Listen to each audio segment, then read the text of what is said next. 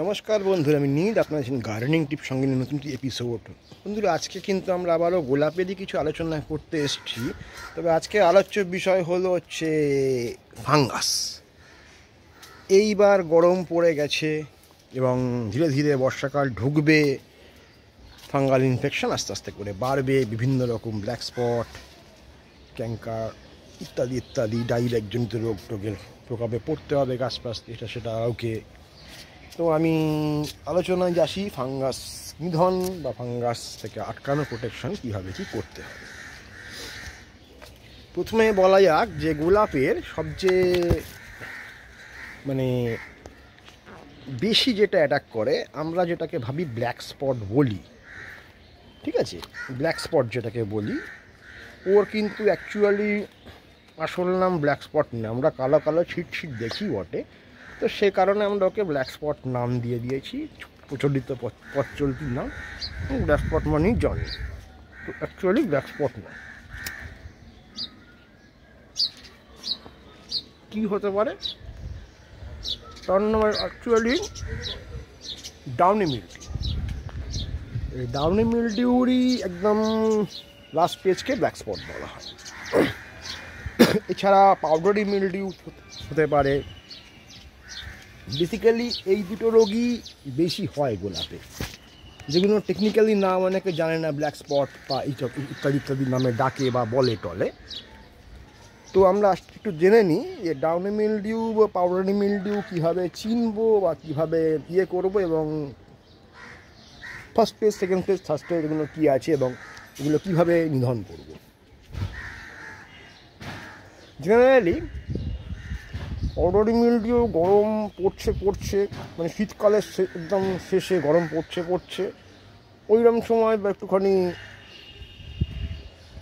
Humidity বেশি, গরমে আর্দ্রতা, ওরকম সময় এই পাতার পিছন দিকে একটু সাদরে দাগ হয়ে যায়। ওটা একদম আর্লি পয়েন্ট। এবং তারপরে কি হবে, ও পুরো পাতাটাতেই একটা আস্তরণ ফেলে দেবে, তারপর ওই সাথে। তো ওই ব্যাপারটাকে পাউডারি মিল্ডিউ বলে। এবং পাউডারি মিল্ডিউ কিন্তু যদি প্রথমে চিনতে পারা যায় তাহলে পর অতটা ক্ষতিকারক না। তাই কিন্তু আপনি ইজিলি কন্ট্রোল করতে পারবেন। কি দিয়ে পারবেন? ট্রাইজল গ্রুপের কোনো ফাঞ্জিসাইড, টেবুকোনাজল, ডিফেনকোনাজল ইত্যাদি ইত্যাদি। আমি কম্পোজিশন বলছি তার কারণ আমি কোনো প্রোডাক্টের নাম বললাম, তো সেটা হয়তো অর্ধেক জায়গায় পাওয়া যায় সেই প্রোডাক্টটা, তারপর আর পাওয়া যায় না অর্ধেক জায়গায়। তো এই নাম বললে মুশকিল, অর্ধেক লোক সেটা পাবেন না, ওইটাই খুঁজতে চলবে। তো আমি বলতে গেলাম কি যে কম্পোজিশনটা, তাহলে ওই কম্পোজিশন যে কোনো ওষুধ আপনারা পেয়ে যাবেন। টেবুকোনাজল বা ডিফেনকোনাজল এই জাতীয় জিনিসপত্র যদি ইউজ করা হয়, এই ডোজগুলো কিন্তু আপনারা একটুখানি ওষুধের গা থেকে দেখে নেবেন, বা ওষুধের করে। এই এত ধরে ধরে বলাটা হলে ভিডিও বহুত বড় হয়ে যায়, অনেকেই কমেন্ট করেন কত ডোজ, এগুলো একটু দেখে নিতে হবে। আর ওই কম্পোজিশনের ওষুধ যদি ইউজ করেন, একবার ইউজ করার 5 দিনের মধ্যে আরেকবার, ওটা কিন্তু কন্ট্রোল ইজিলি হয়ে যেতে পারে। এইবার আসি আমি ডাউনি মিল্ডিউ, সবচেয়ে যেটা ভয়ঙ্কর জিনিস। ওটা কিন্তু আটকাতে গেলে বেসিক্যালি 3টে স্টেজ আছে ওর। থার্ড স্টেজে চলে গেলে ও কিন্তু আটকানো যায় না বেসিক্যালি, ঠিক আছে? যেটা কি আমরা ব্ল্যাক স্পট বা এইসব ভাবি, বা যেটা নিয়ে আমরা সবচেয়ে বেশি ভুগি গোলাপে। তো ডাউনি মিল্ডিউ প্রথম সূত্রপাত হলো, ডাউনি মিল্ডিউ স্পোর কিন্তু জমিতে থাকে, ফাঙ্গাস স্পোর, এবং বেশ কয়েক বছর ধরে থাকতে পারে এটা। ডাউনি মিল্ডিউর প্রথম যে সূত্রপাত হয়, তার জন্য কিছু সিমটম থাকতে হবে। সিমটমগুলো কি কি?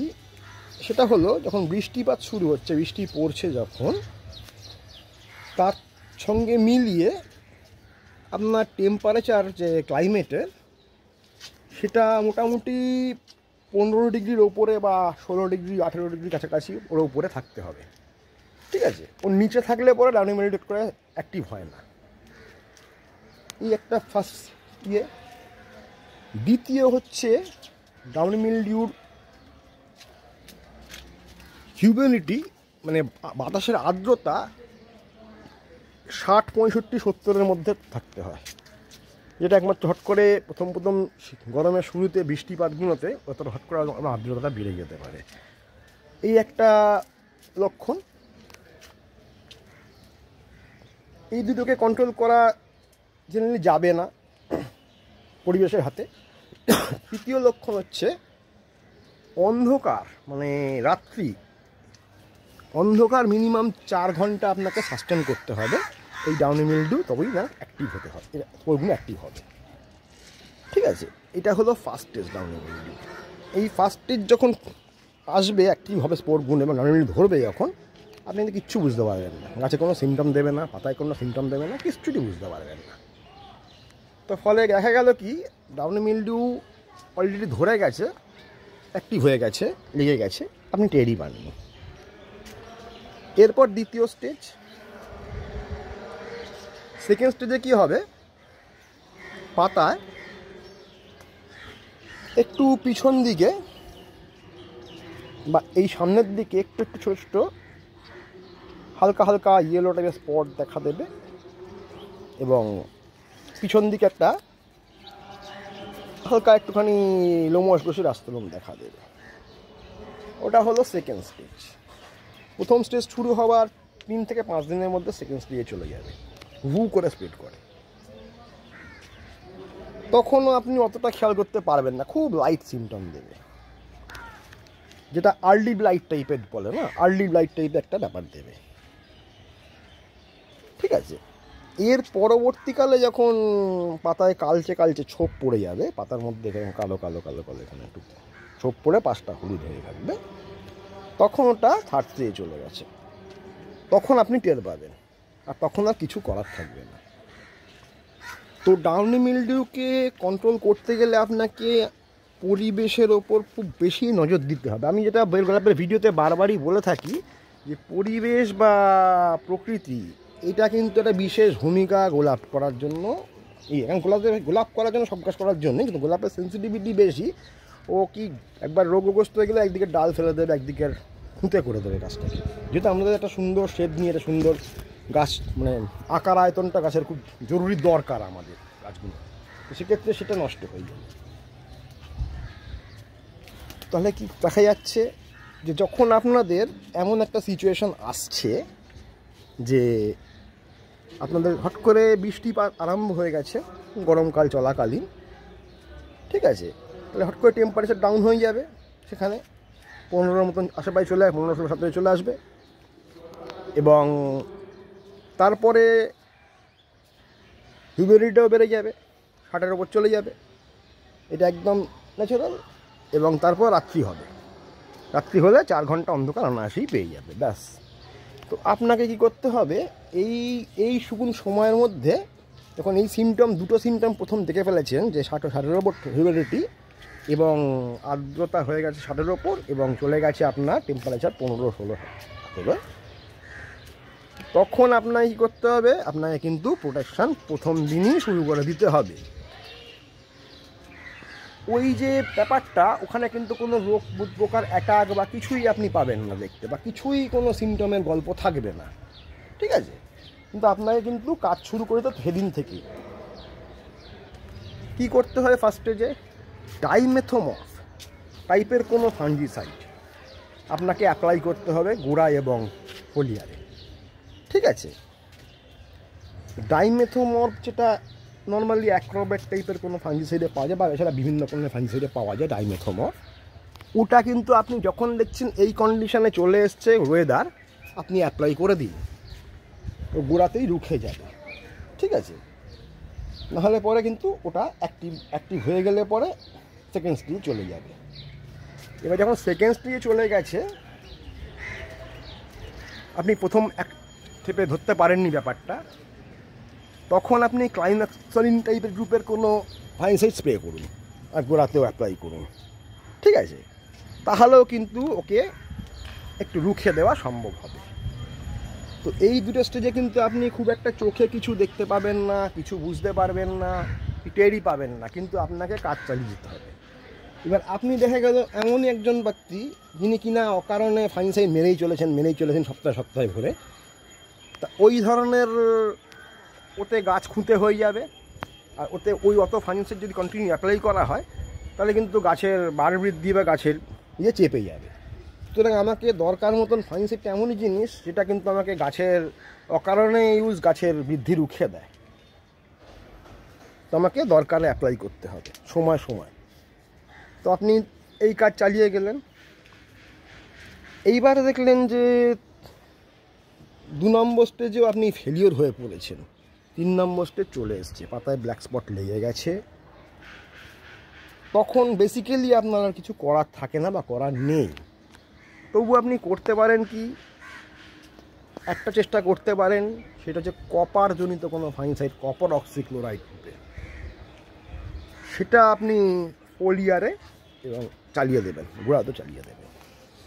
এতে কি হবে, কপার দেওয়ার মানে হচ্ছে কি, কপার লাস্টে যে অ্যাপ্লাই করতে হয়, কপারে যে এফেক্টেড পোর্শন থাকবে গাছের, যে কোনো গাছের এফেক্টেড পোর্শন পাতার থাকবে, সেখানকে জ্বালিয়ে দেবে, দিয়ে ওখান থেকে একটা লেজার থেরাপি টাইপের ব্যাপারটা আর কি, ওইখান থেকে আর স্পোরগুলো আর ওখান থেকে আর বাড়তে পারবে না।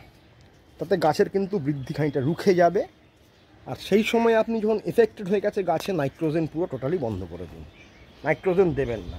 কেননা গাছের যদি বৃদ্ধি সে সময় শুরু হয় আবারও, ও কিন্তু আবার হু হু করে স্প্রেড করে যাবে, মানে গাছকে থমকে রাখতে হবে সেই সময়টার জন্য, এফেক্টেড হয়ে গেলে পরে। তো এই ধরনের অ্যাক্টিভিটি যদি আপনি পরিবেশ দেখে এবং পরিবেশের সঙ্গে বুঝে করতে পারেন, তাহলে কিন্তু আপনি এই ধরনের রোগব্যাধি থেকে নিষ্কৃতি পেতে পারবেন। আর সপ্তাহে সপ্তাহে এরকম দুমদুম করে কোনো ফাঙ্গিসাইড অ্যাপ্লাই যখন করতে যাবেন, সেক্ষেত্রে কিন্তু খুব কড়া ধরনের কিছু অ্যাপ্লাই করবেন না, ঠিক আছে? তাহলে কি হবে, একদম কড়া খুব হাই ডোজের কিছু টেম্পোর ওষুধ আপনি ইউজ করতে থাকছেন কন্টিনিউ, সেক্ষেত্রে কি হবে, পরবর্তীকালে আপনার এই ধরনের নিচের দিকের কোম্পানিগুলো আর কাজ করতে নারাজ হয়ে যাবে বা কাজ করবেন রেজিস্ট্যান্ট হয়ে বসে থাকবে, তখন আপনি একেবারে ফেসে যাবেন। এছাড়া আরেকটা জিনিস, 3 নম্বর স্টেজ যদি এসে যায়, রানম্যান বলে একটা ফাঙ্গিসাইড, রানম্যান খুব কস্টলি ফাঙ্গিসাইড, রানম্যান, ওটাকেও অ্যাপ্লাই করতে পারেন। কিন্তু আমি বারবারই বলবো যে এই 3 নম্বর স্টেজে এসে গেলে আপনি যে খুব একটা ফলপ্রসূ হবেন এইগুলো অ্যাপ্লাই করে, তা কিন্তু নয়, একটু প্রকোপটা চাপতে পারেন। এটা আবার কি হবে, 3 নম্বর স্টেজে এসে গেলে আপনার গাছ কিন্তু মারা যাবে না, গাছের প্রচুর পরিমাণে ফোলিয়েজ ড্রপ হবে, মানে খুব ঘাবড়ে যাবার ব্যাপার কিছু নেই। যারা এই প্রোপো রেঞ্জে গাছ করেন তাদের কাছে একটাখানা চিন্তার ব্যাপার হয়ে যাবে, গাছের সেই সময় বৃদ্ধি থমকে যাবে এবং গাছটা একটু বসে যাবে সেই কিছুদিনের জন্য, কয়েক মাসের জন্য, কিন্তু গাছ কিন্তু মারা যাবে না, ফোলিয়েজ ড্রপ হয়ে যাবে প্রচুর, দু একটা ডালও হয়তো চলে যেতে পারে। কিন্তু এবার যেই দেখবেন ঠান্ডা নভেম্বর মাস শুরু হয়ে যাবে, টেম্পারেচার আবার 15 তলায় চলে যাবে, ঠিক আছে, তখন দেখবেন আবার গাছের থেকে ওগুলো অটোমেটিক্যালি হাবিস হয়ে যাচ্ছে, ওগুলো আর অ্যাক্টিভ নেই। ও কী করবে, তখন আবার গাছ সুন্দর করে পাতা সেরে আবার তৈরি হয়ে যাবে। মানে কিছু যদি অসুবিধে হয়, হাঁকপাক করে এ ওটা বলছে, সে ওটা বলছে, এ এটা করছে, এইরকম ধরনের জিনিসপত্র করে যা নয় তত্ত্বশাস্ত্র জিনিসপত্র দিলাম, ওরম করার দরকার নেই। আপনি সেসব দেখুন, ধীরে সুস্থে কাজ করুন, মানে আপনার কাজ মারা যাবে না, অন্তত এইটুকুন বলতে পারি। কিন্তু সেক্ষেত্রে আপনাকে বসে যেতে পারে। এই হলো ঘটনা। এবার এছাড়াও অনেক কিছু টুকটাক ফাঙ্গাসের ব্যাপার থাকতেই পারে, সেক্ষেত্রে আপনারা কী করতে পারেন, মাঝে মাঝে আপনারা M45 ম্যানকোজেব, এই ম্যানকোজেব কিন্তু মাঝে মাঝে অ্যাপ্লাই করতে পারেন আপনারা বর্ষাকালটার ওই সময়টাতে যদি কিছু নাই হচ্ছে। তো ম্যানকোজেব অ্যাপ্লাই করলে কি হবে, আপনার গাছের এই ইয়েটা বাড়বে অনেকটা, মানে ইমিউনিটি বাড়বে। কারণ ম্যানকোজেবের মধ্যে আপনার কিছু পরিমাণে ম্যাঙ্গানিজ থাকে, সাম পার্সেন্টেজ, সেই ম্যাঙ্গানিজ কিন্তু আপনার ইমিউনিটি বুস্টার গাছের। এটা হয়তো অনেকেই জানেন না, M45 মানেই ম্যানকোজেব সোজান, কিন্তু প্রতিটা ফাঙ্গিসাইডের মধ্যে একটা করে সাবকন্টিনেন্ট কিছু থাকে। এইগুলোকে জানলে পরে অ্যাপ্লিকেশান লেভেলটা সুবিধে হয়, ঠিক আছে? তো আপনি যদি ওইটা ইউজ করেন তাহলে পরে ইমিউনিটি বুস্ট করবে, যদি গাছের ইমিউনিটিটা বুস্ট হয়, রেজিস্ট্যান্ট পাওয়ারটা বুস্ট হয়, তাহলে কিন্তু করে রোগব্যাধি ফাঙ্গাস করে একটু দূরেই থাকবে। যদি আপনার গাছের স্বাস্থ্য ভালো হয়, গাছটাকে সঠিক প্রোটোকলে রাখতে পারেন, তাহলে কিন্তু যত ঝাড় বৃষ্টি পড়ুক গাছে কিছু হবে না, উল্টে গাছের ভালো হবে। যেটা আমরা যেমন বৃষ্টি পড়লে ঝিনচা করে নাচানাচি করি, কারণ নাকি আমাদের বৃষ্টি পড়লে না খাটুনি কমে যায়, জল ফলে এই 3-4 বেলা জল দেওয়া, গরমকালে এই হ্যাপা এই সেই, এগুলো একদম হয় না। লাগে না, আর গাছও হুড় করে বাড়ে, এরম ব্যাপার স্যাপার। তো এই ধরনের জিনিসপত্রগুলো কিন্তু আপনাকে বৃষ্টি পড়লে আনন্দ দেবে। তার জন্য কি পাতা আপনাকে ফ্রেশ রাখতে হবে, চটচকে রাখতে হবে, পুরোনো পাতা ধরে রাখতে হবে, সব কিছু মিলিয়ে ফলিয়ে টিকিয়ে রাখতে হবে ভালো রকম, এবং গায়ের স্বাস্থ্য খুব ভালো রাখতে হবে। এরকম সুন্দর একটা এরকম পাতা দেখছেন এরকম এইরকম ধরনের, এই যে পাতা এরকম ধরনের সুন্দর সুন্দর এরকম ধরনের পাতা, এরম এক হাতের চেয়েও বেশি এরম বড় বড় সুন্দর পাতা রাখতে হবে গাছে, ঠিক আছে? এই পাতা রাখলে পরে কিন্তু গাছে সব কিছু ঠিকঠাক থাকবে। এর জন্য আপনাকে সঠিক প্রোটোকলে চলতে হবে এবং গাছের স্বাস্থ্য ভালো রাখতে হবে। তাহলে পরে কিন্তু আপনি অনেকটাই রোগ, এই ফাঙ্গাস জনিত রোগ বা এই সময় থেকে নিষ্কৃতি পেয়ে যাবেন, গাছের লাগবে না। কারণ গাছের তো রেজিস্ট্যান্স পাওয়ার খুব ভালো, ঠিক আছে? যেমন দুর্বল মানুষের বেশি রোগ ব্যাধি হঠাৎ করে অ্যাটাক করে, পাশে কেউ হাঁচি দিল তারও সর্দি হয়ে গেল, ইমিউনিটি কম। এদের ক্ষেত্রেও সেরকম ব্যাপারটা নেই, কতটা তাই থাকে আর কি। তো এই গেল ইত্যাদি বেশ দুটো কড়া ফাঙ্গাস, যে দুটো সবচেয়ে বেশি ঝামেলায় ফেলে। তাদের ডেসক্রিপশন মানে তাদের হালচাল, হাল হরকত এবং অ্যাক্টিভিটিস এবং তারা কীভাবে নিধন হয় এই বল। এরপরে ঘন বর্ষা পড়ে গেছে, যখন বর্ষা পড়ে যাবে, ঘন অন্ধকার আকাশ, সেই সময় দেখবেন গাছ একটু আগার দিকে বাড়তে চেষ্টা করবে, পাতা ফাতা মেলে বেশ সুন্দরভাবে বাড়ে এবং গাছের গ্রোথ আপনার ভালো পুষ্টি নেয় এবং ভালো আকারে গাছ সুন্দরভাবে একটা রূপ প্রদান করে। এরও একটা কারণ আছে, আমি এই কারণটা আবার পরে একটা অন্য ভিডিওতে আলোচনা করব, ঠিক আছে? এবং সাধারণভাবে দেখতে গেলে বর্ষার জলে কি হয়, অনেক নাইট্রোজেন বেশি, খনিজ লবণ বেশি, সেই কারণে গাছ বাড়ে, এরকম ধরনের কথাই অনেকে বলবেন হয়তো, কিন্তু না, টেকনিক্যালি ডেসক্রাইব করলে এর কিন্তু ভীষণ অনেক অন্যরকম যুক্তি আছে। আমি বলবো সেগুলো পরবর্তীকালে। আপাতত এই ফাঙ্গাসের যে মেন দুটো সমস্যা সে নিয়ে আলোচনা করলাম, এবং এই ফাঙ্গাসগুলো যখন অ্যাক্টিভ হয়ে যাবে ভালো রকম, তখনই কিন্তু আপনার গাছের আপাদমস্তক জায়গায় লেগে যাবে, শিকড় থেকে ডালপালা এফেক্ট হবে এবং গাছ তখন চোখ হতে শুরু করবে, আস্তে আস্তে ডাইরেক্ট নামতে শুরু করে দেবে, ঠিক আছে? মানে ডাল এখান থেকে সুর করে কালো হতে হতে হতে তলার দিকে নামবে। হ্যাঁ, এটা কিন্তু একটু জোরালো অ্যাটাকের সময় হয়, কিন্তু প্রথম স্টেজে যে বুঝে নিতে পারেন যে ক্লাইমেট, পরিবেশের সঙ্গে যে ফাঙ্গাস অ্যাক্টিভ হওয়ার সময় হয়ে গেছে, তখন যদি আপনি কাজটি করে রাখেন তাহলে কিন্তু ওগুলোকে অ্যাক্টিভ করতে পারবেন, নিজেরাই হয়ে যাবে। তো বন্ধুরা, আজকে ছোটোখাটোভাবে অবধি, পরবর্তী এপিসোডে আবার অন্য কোনো অধ্যায় নিয়ে আলোচনা হবে। ভিডিওটি ভালো লাগলে লাইক, কমেন্ট, শেয়ার তো করবেনই, চ্যানেল সাবস্ক্রাইব করতে ভুলবেন না। নমস্কার।